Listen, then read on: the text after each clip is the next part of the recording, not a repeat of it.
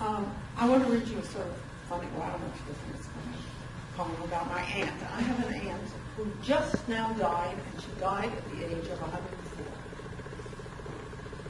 And I used to spend my summers out on their mink ranch. I had a mink ranch. And the thing about my Aunt Nellie is her walk. Let me see if I can do it.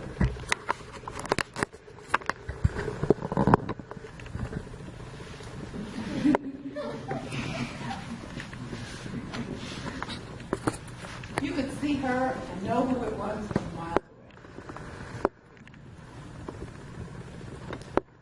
away. Aunt Nellie's walk. Well, this summer on our trip, we stopped off at where she was, and of course she was sleeping, and she was out there, she was out.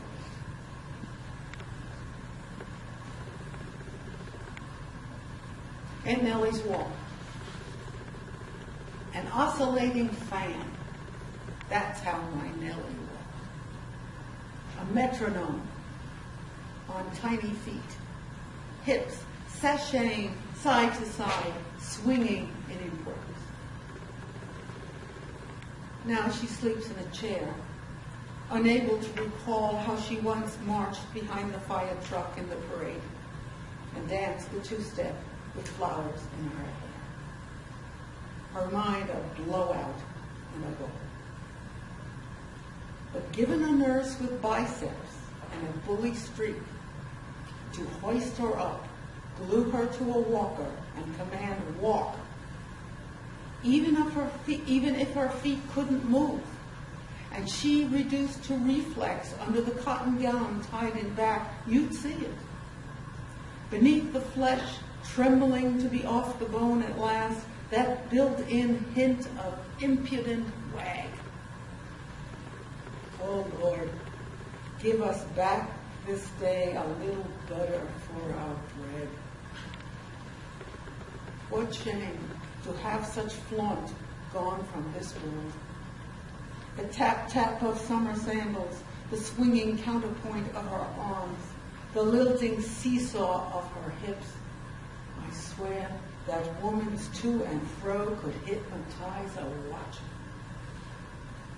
My Aunt Nellie, soul of propriety, queen of good causes, trailing in her wake such endearing treason.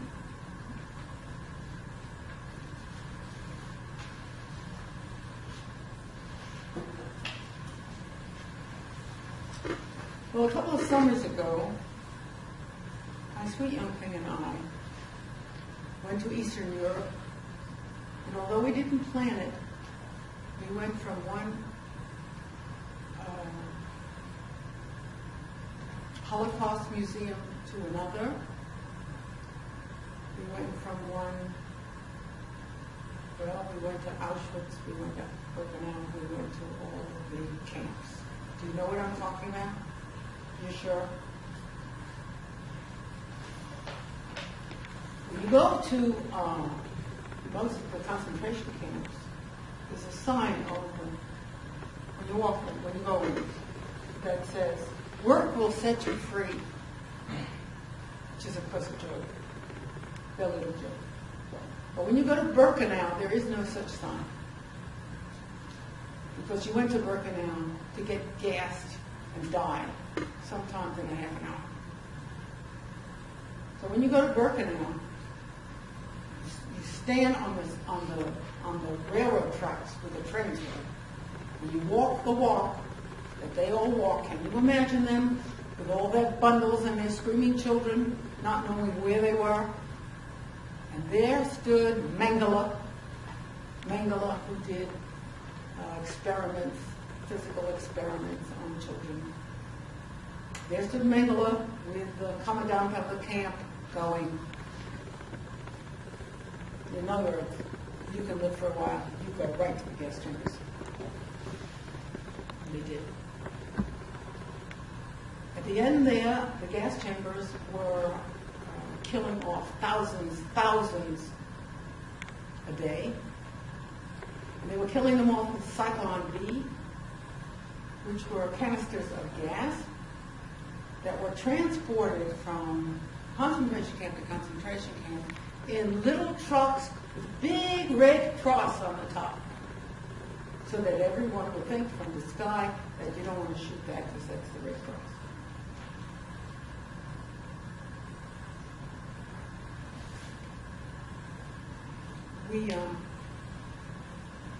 I know all that. I know those stories. You know those stories. You've seen the film. But when you go, that's a different story. Birkenau, the name Birkenau, means place of birches, because they love their trees.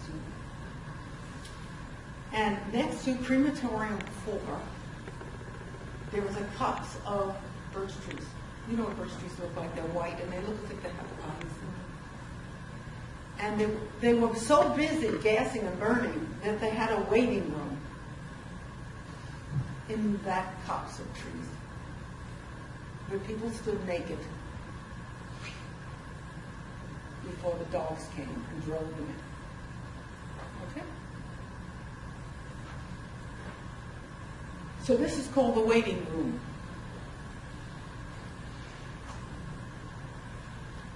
To speak of crucial in a life of the merely interesting, to have a yen for it, a calling you might say, is to be perpetually involved in the act of naming.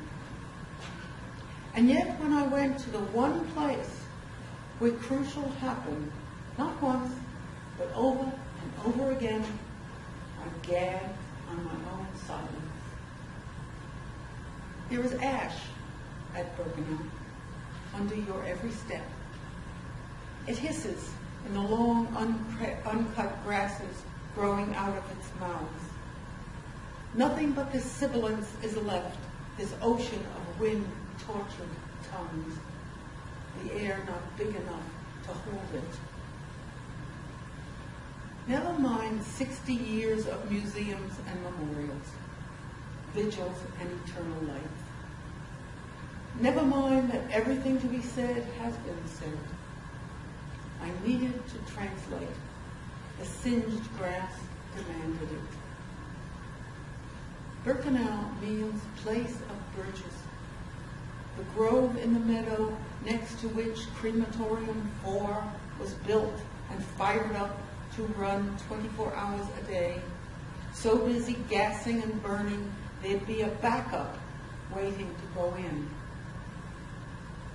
Imagine the humiliations of the flesh, fumbling to cover up in that waiting room of white trees, those totems of eyes. Imagine your mother, her sparse patch, the unopened pink purse that is your daughter. Then now, with the wind up and the whipping grasses wild at your knees, before the dogs come, hurry, write the choke of terror.